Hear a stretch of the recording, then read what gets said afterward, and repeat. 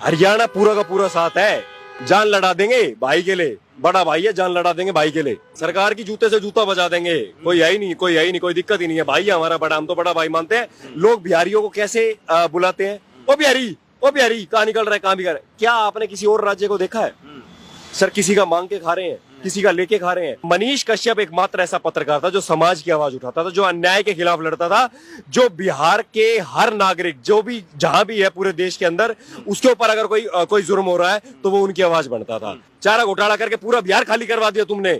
80% जनता बिहार की बाहर है, 80% जनता दिल्ली एनसीआर में। आप देखो ना, हर तीसरा आदमी आपको बिहार से मिलेगा। 150 करोड़ की कोठी बना रखी है फ्रेंड्स कॉलोनी में तेजस्वी यादव जी ने। उसके बारे में बात करो ना, वो नो भी फेल, वो आदमी के पास कैसे आके 150 करोड़ की प्रॉपर्टी। नमस्कार, मैं अंजनी कुमार। बिहार में इन दिनों बिल्कुल ही समझिए कि सुशासन की सरकार आ ही गया। लोग कह रहे थे कि सुशासन बाबू शासन बढ़िया करिए, बढ़िया से एकदम उच्चतम शासन हो गया है। मनीष कश्यप बिहार के युवा पत्रकार, जिन्होंने 4 साल में ऐसी सुर्खियां बटोरी कि बिहार सरकार का नजर लग गया उनको। उन्हें पकड़ के जेल में बंद कर दिया गया। चारों तरफ भारत में आवाज उठ रहा है कि मनीष कश्यप को रिहा करो, और बिहार से भी आवाज आ रहा है कि मनीष कश्यप को रिहा करो, नहीं तो बिहार में बवाल होगा। लोग ऐसे नारा लगा रहे हैं कि जेल का ताला टूटेगा, मनीष कश्यप छूटेगा। अभी हम दिल्ली में हैं और हमारे साथ हरियाणा के एक युवा मिले। उन्होंने कहा कि हम लोग भी मनीष कश्यप से बहुत प्यार करते हैं। हमने कहा कि आपसे बात करना जरूरी है। पूरा हरियाणा के लोग मनीष कश्यप के बारे में क्या सोचते हैं। भाई साहब, आप हरियाणा से आते हैं और मनीष कश्यप बिहार के युवा पत्रकार हैं। उन्हें जेल में बंद कर दिया गया है। क्या कारण है कि उन्हें बंद कर दिया गया है? क्रांतिकारी पत्रकार है सर। हाँ। आज की डेट में भारत को जिसकी सबसे ज्यादा जरूरत है, वो मनीष कश्यप में वो सारी क्वालिटी है। हाँ। भगत सिंह क्रांतिकारी था। क्रांतिकारियों का इतिहास रहा है कि उनके खिलाफ हमेशा पुलिस मुकदमे और सरकार उनके पीछे लगी रहती है। हाँ। एकमात्र पत्रकार है पूरे बिहार के अंदर हाँ। जो सिस्टम से लड़ाई लड़ रहा है, जो अव्यवस्था से लड़ाई लड़ रहा है। सर, सर्वस्व, अपना सर्वस्व जो बलिदान कर रहा है ना, आज की डेट में ऐसे पत्रकार नहीं मिलते। आप देखना, जितने भी भारत में पत्रकार है ना, आज की डेट में जितने भी पत्रकार हैं, आप खुद देखना उनके हैंडल से। बिहार में 19 तारीख को बिहार में एक माइनर का रेप किया गया 2 लड़कों द्वारा। सर, पूरे बिहार में किसी पत्रकार ने न्यूज नहीं उठाई। गुड़गांव के अंदर आवाज उठाने वाला पत्रकार ही जेल में बंद है। कौन आवाज उठाएगा? सर, बिल्कुल सही बात है। सिस्टम के खिलाफ है ना सर। देखो, जो सिस्टम के खिलाफ आवाज उठाएगा उसको पुलिस अंदर कर देगी। वही काम हो रहा है मनीष भाई के साथ भी। और ये तो सर देखो, इसके पीछे जो मेजर रीजन है ना, वो ये है कि देखो, जब आप देशभक्ति के काम करोगे ना, तो जितनी भी राष्ट्र विरोधी ताकतें हैं ना, जो राष्ट्र को एक नहीं होता देखना चाहती, वो आपके विरुद्ध काम करना शुरू कर देगी। मनीष कश्यप एकमात्र ऐसा पत्रकार है जिन्होंने 2 साल के अंदर 10 लाख से ज्यादा फॉलोअर कर लिए, जो अपने दम पे, जो अपने आप में एक बहुत बड़ी अचीवमेंट है। आप देखो, 10 लाख फॉलोअर करना, 10 लाख नहीं, 50 लाख से ज्यादा। सर देखो, 2 साल के अंदर बता रहा हूँ मैं, वो आप 4-5 साल का बता रहे हो। 2 साल के अंदर जिस आदमी ने अपने दम पे 10 लाख से ज्यादा सब्सक्राइबर कर लिए, सर, वो पत्रकारिता की फील्ड में। बाकी फील्ड में तो आप कर सकते हो, ठीक है। और आज की डेट में जितने भी पत्रकार है ना सर, जिनके इतने फॉलोवर है, मिलियंस में फॉलोवर है, वो नेशनल न्यूज से आए हुए पत्रकार हैं। अपने दम पे नहीं करा उन्होंने नेशनल टीवी पे जितने भी न्यूज चैनल्स है ना, उन्होंने उन पे आके एंकरिंग की, वो फेमस हुए, और उसके बाद लोगों ने उन्हें फॉलो करना शुरू किया। तो वो जब फेमस हुए हैं। सर देखो, आज की डेट में भी अगर आप देखोगे ना, कुछ गिने चुने पत्रकार हैं। कांग्रेस का जो ट्विटर हैंडल है ना, आप उनसे देखो, उनको शेयर किया जाता है। वो गिने चुने पत्रकार हैं और वहीं से उनकी फैन फॉलोइंग बढ़ रही है, ठीक है। मनीष कश्यप एकमात्र ऐसा पत्रकार था जो समाज की आवाज उठाता था, जो अन्याय के खिलाफ लड़ता था, जो बिहार के हर नागरिक जो भी जहां भी है पूरे देश के अंदर, उसके ऊपर अगर कोई जुर्म हो रहा है तो वो उनकी आवाज बनता था। और आप जैसे जिस प्रकार से हरियाणा से आते हैं, तो मनीष कश्यप को आप सुनते होंगे, तब इतना जानकारी है। मनीष कश्यप को अगर यदि जेल में बंद कर दिया गया है, तो आपके मन में क्या क्रोध उत्पन्न हो रहा है, रोष उत्पन्न हो रहा है? सर, बिल्कुल क्रोध उत्पन्न हो रहा है। सरकार की जूते से जूता बजा देंगे, कोई है ही नहीं, कोई है ही नहीं, कोई दिक्कत ही नहीं है। भाई है हमारा बड़ा, हम तो बड़ा भाई मानते हैं। गुड़गांव में, हमारे गुड़गांव के अंदर 80% से ज्यादा बिहारी हैं। हमारे गांव के अंदर बिहारियों को किराए पे रखा जाता है। सर, एकमात्र बिहार राज्य ऐसा है जहां आप अगर कहीं भी चले जाओगे ना पूरे देश के अंदर, आपको किसी और राज्य का मजदूर मिले या ना मिले, कर्मचारी मिले या ना मिले, काम करने वाला एम्प्लॉय मिले या ना मिले, आपको बिहार का जरूर मिलेगा। सर, 75 साल में जो बदहाली बिहार की हुई है ना, जो दुर्गति इन लोगों ने बिहार की करी है सर, बिहार का 80% युवा आज पूरे देश में नौकरी के लिए भटक रहा है।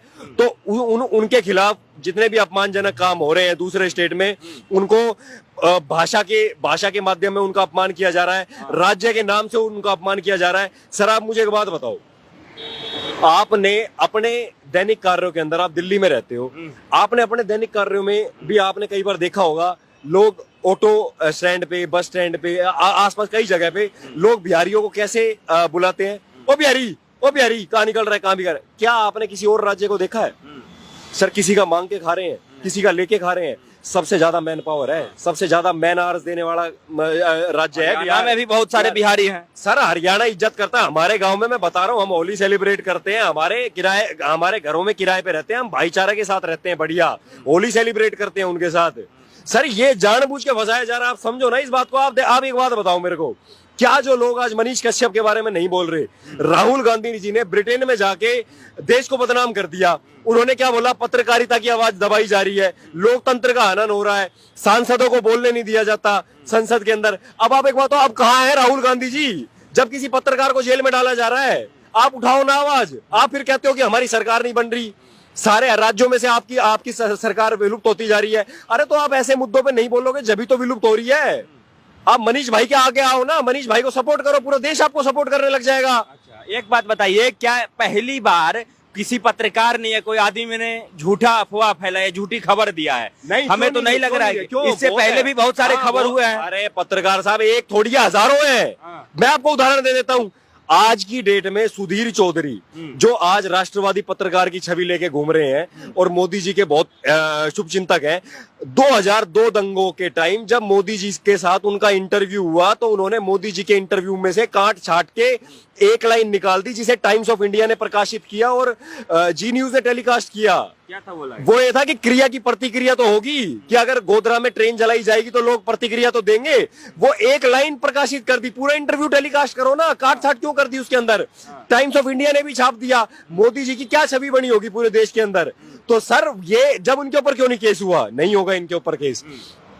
दिल्ली दंगे हुए थे अभी, दिल्ली दंगों में रवीश कुमार जी ने, एनडीटीवी के जो पत्रकार हैं, उन्होंने शाहरुख, एक आदमी था जिन्होंने एक पुलिस कांस्टेबल के ऊपर फायरिंग, मतलब वो गन रखी थी, उसको अनुराग मिश्रा नाम दे दिया उसका, कि अनुराग मिश्रा था। वही कार्रवाई। सर ऐसे एक नहीं, हजारों उदाहरण है। अजीत अंजुम, राजदीप सरदेसाई, अजीत अंजुम, योगी आदित्यनाथ और नरेंद्र मोदी जी के ऊपर आए दिन अशोभनीय टिप्पणियां करते हैं, गलत न्यूज देते हैं। राजदीप सरदेसाई, बरखा दत्त, भाई आप देखो कितनी इन्होंने गलत खबर छापी है कि मंदिर तोड़ दिया, यहाँ तोड़ दिया। कोरोना के टाइम में हमने इनसे रिक्वेस्ट करी कि भाई ऐसी न्यूज मत दो, ये कैसी पत्रकारिता हो रही है? आप शमशान घाट में पत्रकारिता कर रहे हो यार, लोग वैसे ही घर में डर के मर रहे हैं, आप ऊपर से और डर बिठा रहे हो लोगों के मन में, यार शमशान में रिपोर्टिंग कर रहे हो आप। सर इन्होंने इतनी गंदी रिपोर्टिंग करी, इनके ऊपर कोई कार्रवाई नहीं, कोई कार्रवाई नहीं हुई इनके ऊपर। और एक नहीं सर, ऐसी हजारों खबर डेली छपती है। आप मुझे एक बताओ, मनीष कश्यप भाई ने क्या करा?